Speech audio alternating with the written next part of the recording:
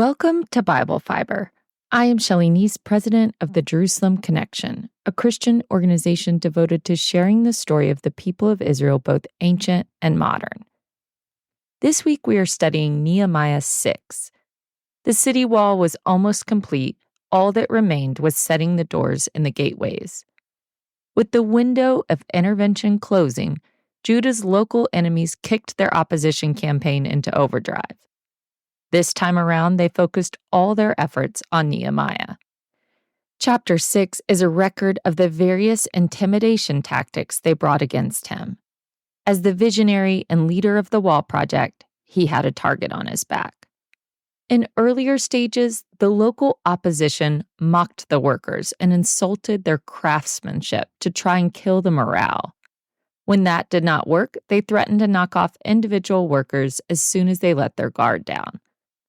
With Nehemiah's constant encouragement, the scared and tired workers refused to quit. Nehemiah, as governor, was there at the forefront, reminding them, "Do not be afraid of them. Remember the Lord who is great and awesome, and fight for your kin." Nehemiah's habit of regular and spontaneous prayer sustained them spiritually. With intimidation and opposition coming at them from every angle, Nehemiah asked God to strengthen my hands. At the head of the enemy alliance were the same three haters from previous chapters: Sanballat, Tobiah, and Geshem. While Nehemiah worked on the wall, they sent him a letter asking for a meetup in one of the villages in the plain of Ono. The plain of Ono was a day's journey from Jerusalem. At the very least, Nehemiah was not willing to leave the job site for several days when they were right at the cusp of finishing. He refused to attend on those grounds, saying, "Why should the work stop while I leave it to come down to you?" It was no time for diversions. Perhaps, however, the coalition of the angry had more in mind than merely stifling the wall's progress. The specificity of the proposed location was reason enough to cause suspicion. On the practical side, it was in between Judah and Samaria, so a logical place to meet if each party was looking to reduce their travel time. But the plain of Ono was outside of the Judean province, and therefore outside of Nehemiah's security zone. Nehemiah perceived their potentially violent plan, stating plainly, "They intended to do me harm." You might be wondering, why did the local enemies not attack the city walls? As subjects of the Persian Empire, they had no other choice but to honor the imperial permission granted to Nehemiah to rebuild Jerusalem's fortifications. They could not launch an attack on any fellow Persian province. With their hands tied and unable to launch an actual assault, they resorted to subversive schemes. The enemies wrote 3 more letters to Nehemiah asking for a meeting. The text does not describe how Sanballat altered the proposal, but presumably he did not make the exact same suggestion all 4 times. Whatever the content, Nehemiah responded in the same manner each time. He repeatedly shot back, "Why should I?" Eventually, Sanballat changed strategies. He left his 5th letter to Nehemiah unsealed. Normally, the custom in the ancient Near East was to seal correspondence with a clay bulla, ensuring that the intended recipient was the first to break the seal. Sanballat left the letter unsealed, intending for the letter carrier to read its contents. Letter carriers, not made of stone, would tell others about Sanballat's accusations. Sanballat was relying on the rumor mill to circulate his anti-Nehemiah propaganda. He hoped the rumors of revolt would reach the local Persian authorities. The letter charged Nehemiah with various degrees of treachery, asserting that the Jews intend to rebel against the Persian Empire. Rumors of rebellion was one of the locals' repeated tactics to stop the returnees. Sumerian officials knew that Nehemiah had imperial permission to rebuild the wall. Their only hope of the king withdrawing his permission was if they could stir up suspicion about Nehemiah's real intentions. Since Nehemiah had been Artaxerxes' trusted cupbearer, they had to work hard to discredit him.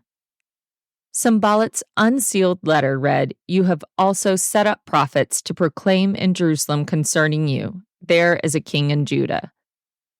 An unsealed letter filled with lies was the ancient version of a political attack ad. Nehemiah flat rejected the accusation that he was preparing to take the throne of Judah.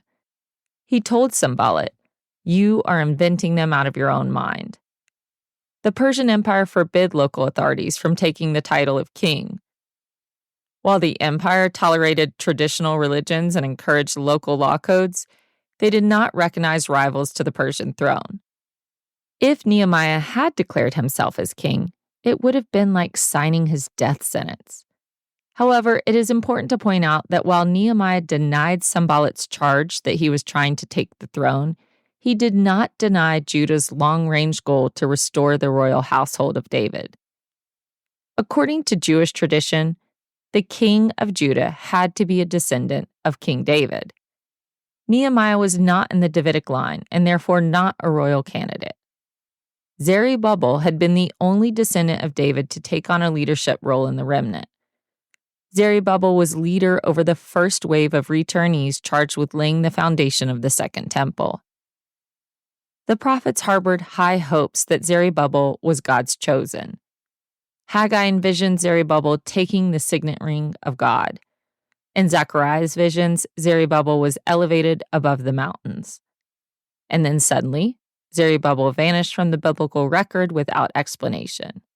Most likely, there were members of the community who admired Nehemiah and yearned for him to transition from governor to king as one step forward in their path towards independence. They may have been willing to forego the Davidic requirement. With the temple rebuilt and the city walls near completion, the restoration of the kingship was an unchecked box on the list of restoration promises. We do not know the power relationships between the leaders in the post-exilic community. With the full restoration of Israel still on the horizon, readers can feel the angst of that middle ground in the Ezra and Nehemiah narratives. Both reformers fulfilled their duty as leaders, surely aware of the underlying question of how long they could last without a king. The Ezra and Nehemiah narratives avoided the subject of king and instead narrated the things only in their control. Judging from the accusation of Sanballat in his open letter, talk of restoring the Davidic throne lingered. Sanballat and his cronies eventually realized, after 5 failed attempts, that Nehemiah was never going to leave his work and risk meeting with them on their terms. Even if the rumors of sedition did eventually reach King Artaxerxes' ears, the king trusted Nehemiah too much to believe he had ulterior motives. Tobiah's bitterness towards Nehemiah had generational roots. In the genealogical record of the first wave of returnees in the time of Cyrus, the Tobiah family was listed among the immigrants who were unable to prove their Israelite heritage. Apparently, the Tobiah family stayed in the land anyway, living as outsiders. At some point, they managed to re-infiltrate the Judean community via intermarriage.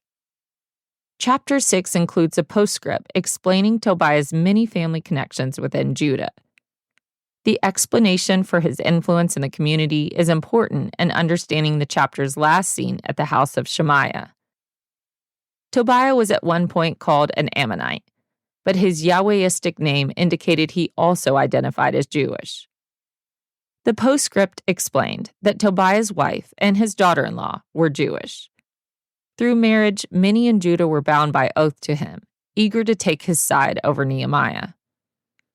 When Sanballat's maneuvers failed to make Nehemiah budge, Tobiah was better positioned to pull strings with his network of internal informants that included higher-ups, prophets, and priests.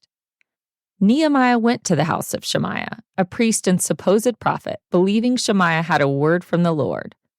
Shemaiah was apparently in confinement, although the narrative gave no reason for his isolation. Shemaiah, a double agent working for Sanballat and Tobiah, faked concern over Nehemiah's safety.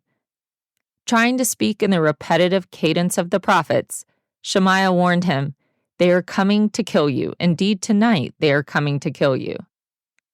His proposed escape plan was for Nehemiah to hide within the safety of the temple with the doors closed.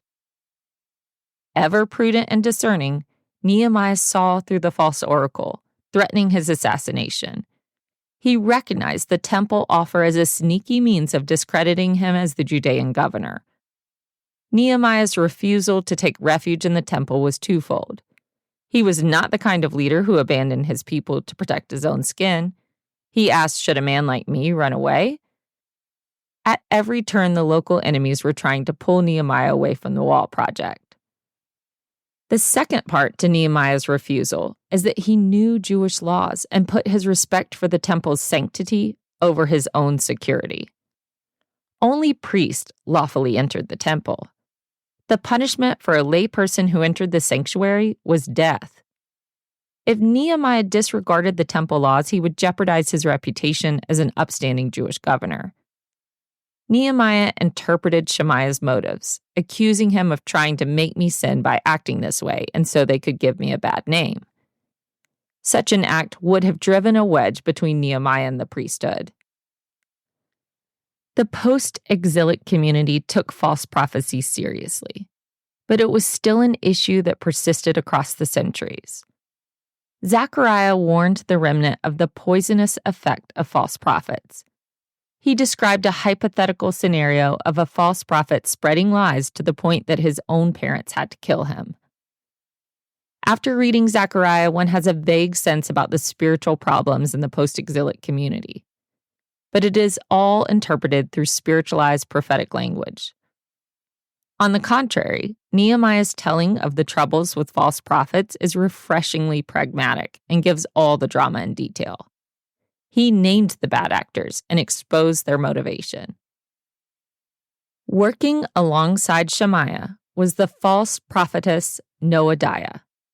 In the pre-exilic period, good prophetesses ministered to the community, like Miriam, Deborah, and Huldah. The naming of a false prophetess at least points to continuation of the office in both male and female spokespeople. True to his character, Nehemiah left vindication in God's hands, praying that God would remember the false prophets for hire according to these things that they did. In 445 BCE, the wall of Jerusalem was complete with the placing of the doors and the gateways. The entirety of the fortification project took only 52 days. Opposition threatened the project at every point along the way, but Nehemiah and his workers moved past every obstacle, refusing to let the work stop or even stall. Even Judah's enemies were afraid and lost their self-confidence when they heard news of the completed wall. Nehemiah said they realized that this work had been done with the help of our God. The locals were having a moment. They knew they had witnessed a divine hand at work in the world, and they realized they had been working against the divine will. After all their efforts to intimidate and frighten the wall workers, their plan backfired, and they were the frightened ones. Nehemiah clearly had supernatural protection. Sanballat and Tobiah threw every form of deterrence his way, but he was unscathed. At every phase of their scheming, their goal had been to discredit Nehemiah. If they had succeeded in pulling him away from the wall building, the exhausted workers would have lost respect for their tireless leader. If Nehemiah had broken the laws and hidden the temple, he would have broken his relationship with the priest. But Nehemiah persevered, perseverance being the overarching theme of the entire book.